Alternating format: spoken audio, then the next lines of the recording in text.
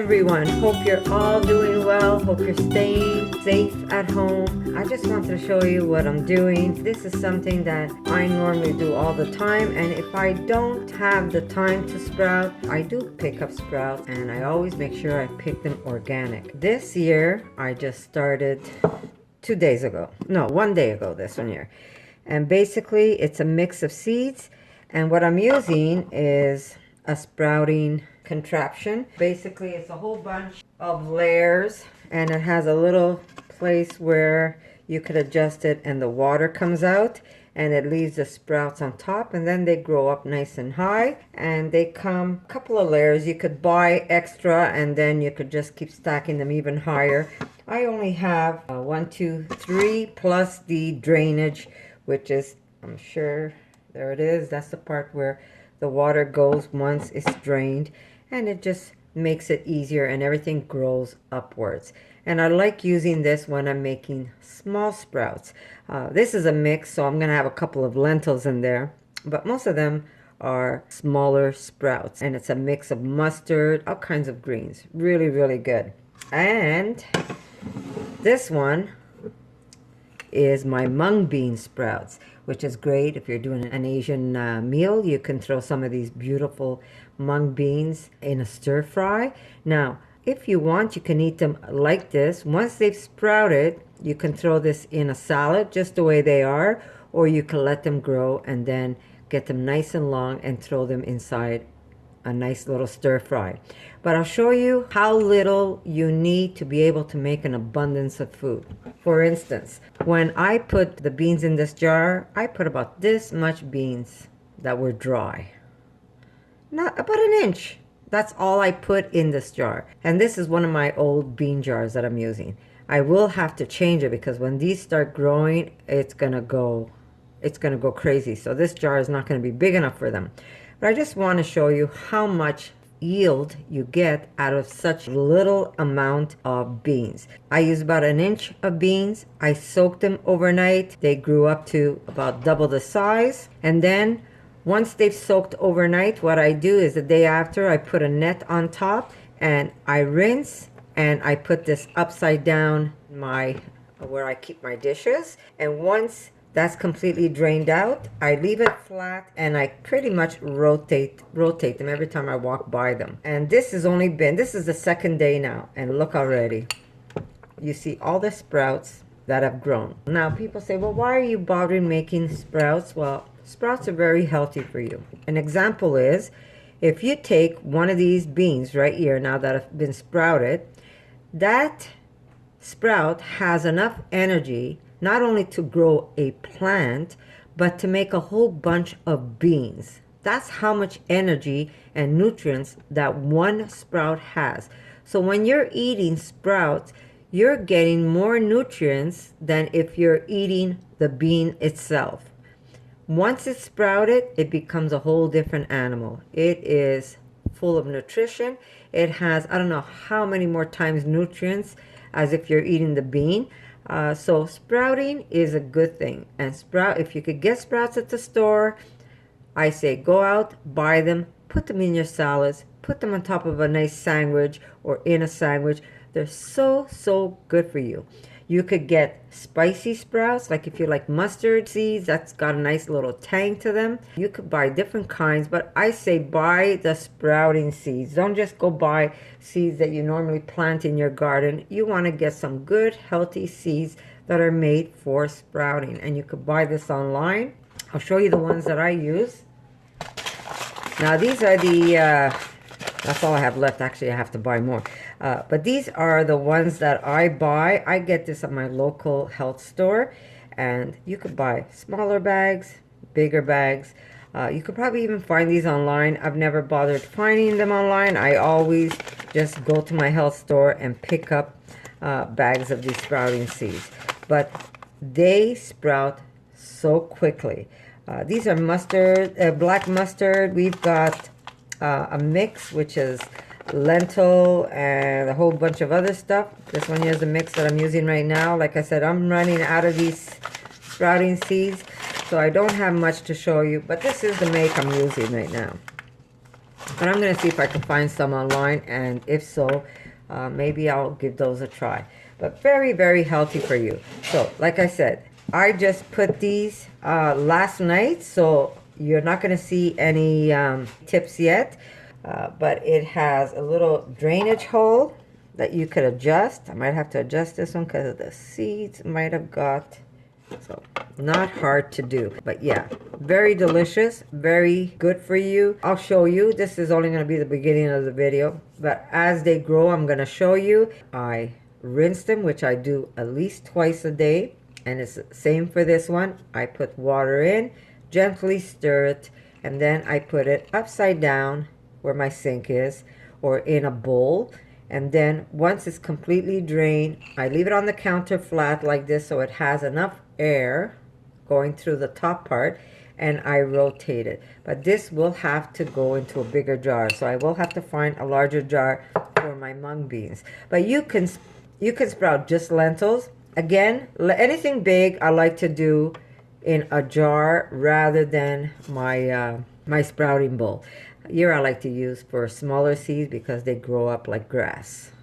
And then as they grow up, you could either pull apart and eat them, or once they're all grown to a certain height, you could take them, make sure they're nice and dry, put them in a nice container and refrigerate them, and take them as you need. And when they're in the refrigerator, they do keep growing because you're going to have the roots intact with all of these. So really fun to do and really delicious to eat. So I'm going to see you tomorrow and show you where I am with the mung beans and if any of these have sprouted. Okay, I also want to show you what's good about having one of these.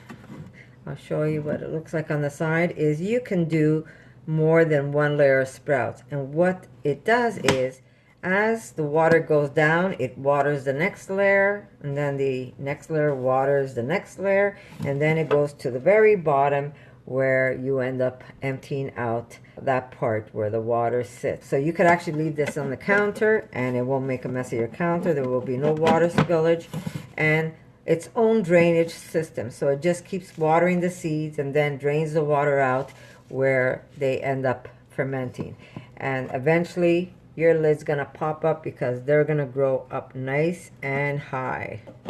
Okay, so I'll see you later on tomorrow, and I'll let you see the progress of these sprouts. So I'll see you then. Okay guys, day 2. It's going to be a quick video just to show you. Look at all the little, you can see all the little sprouts already. These are almost all sprouting. So these are going to grow up. Now the little jar that I had to remove it out of the jar because that little bit I put in there to sprout turned out to be 2 trays. That one jar came out to 2 trays. So I put them here because I think it's going to be easier for them to grow in here. And yeah, so now these can be eaten now, or you can wait till they grow nice and long and then you can put them in a stir fry. But I use so very little. So how worth it? How worth it is it? Look at that. Eventually the shells are going to come out. So yeah, you can either eat them now or you can wait and let them grow longer, and we can put them in a stir fry. Very little to be able to make a lot of food. That is the beauty about sprouting. You need very little seeds to make a lot of food. So I'm going to see you again tomorrow, and I'm going to show you how they're doing, guys. Okay, see you then, guys. Good morning. It's a new day, and here are my beautiful sprouts. I'm going to show you, and as you can tell, but there they are. How beautiful are they, guys? Now, these I will let them go a little longer because I want to start seeing greens. You're going to see, like this one right there. Not sure if you can see it. It's starting to go a little green on me. So I'm going to put this aside, but I want to show you my mung beans. And now, if you don't like the skins, you can put them in a bowl of water and separate the skins from the plant. But otherwise, you can eat even the skin. And these here, if you don't want the tail, you could have just sprouted them till you started to see like a little point, and you could have thrown them into salads. I mean, you can still throw this in salad. If you put this in the refrigerator now, you want to make sure that they're not completely wet, otherwise they might rot on you. But as long as they stay in the refrigerator, they will continue growing, believe it or not. It will be a slow grow, but it still will start growing. Now I want these a little longer because I want to throw these in a stir fry, but they're good at this stage also. So this is really up to you how soon you want to eat them, or if you want them to go a little longer. When I started them, I used a small jar like this. This is a bean jar, and I put just about this much beans at the bottom. By the time I soaked them, they were already up to here. And then when they started to sprout, they wouldn't fit in my jar anymore. I didn't have any big jars handy, so I chose to put them in here. But if you're gonna make any type of bean sprout like this, the mung beans, you want to use a very large jar so it has a chance to grow in there. And you can use, I have a whole bunch of these that I collected. These are just like nets that you get either ginger or garlic in, and I saved them for the reason where when you start sprouting, if you don't have this type of container, it's actually a sprouting container. You could actually sprout them in your jar. You put one of these with an elastic on top, and you drain your jar. And you're going to rinse them, and then you're going to put them upside down in your dish rack. If you don't have a dish rack, just drain the water and take a bowl such as this, and you're going to put your jar sitting this way.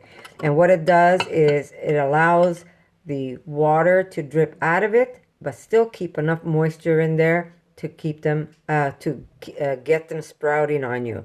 And you're going to rinse them twice a day. That's if you don't have one of these. If you have one of these, you're going to pour water on it. It has a drainage hole, and it has a base that will collect your water. So there's two methods. This is going to cost you some money, and this is going to be free for you to do it. And this is great if you don't have a backyard, or if you don't have a garden and you're at home. There's ways you can make delicious plants to eat at a very low price. Lentils are cheap. Mung beans are really cheap. And when I say you need so little to put in your jar, and then you get an abundance of food. Now, here's another way you can do it. You could basically take an old carton of milk, and you can sow some seeds. And then when they get nice and high for you, you could take a pair of scissors, cut, and you could be able to put that in sandwiches. And these are so full of nutrients. Remember, one of these is a complete plant. So it has a lot of benefits, and it has a lot of nutrients in it. Now, I did not put any holes at the bottom of this one. I didn't put any drainage holes, so that means I water it less. If you're going to be using some kind of drainage hole, you want to check it in the corner to make sure that you're not over soaking your plants where they're going to end up dying.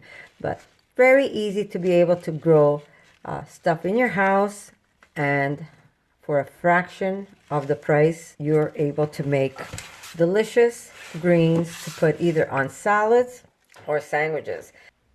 So here's another one that we started. We just started this yesterday, and it's another carton of milk. We just put some soil, no holes at the bottom, so it keeps the soil nice and moist.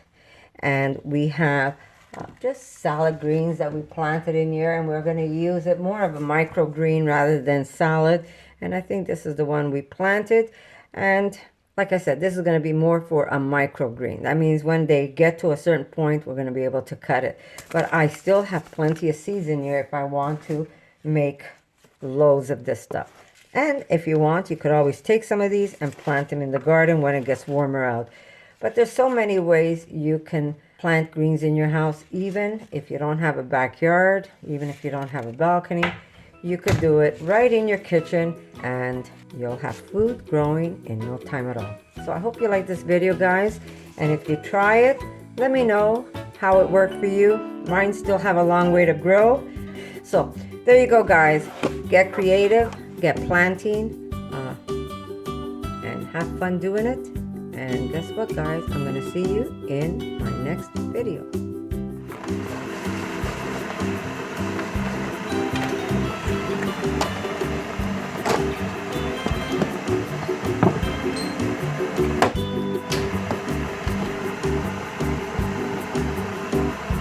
Make sure to subscribe to Connie's RAWsome Kitchen. Give it a thumbs up and share it with your friends.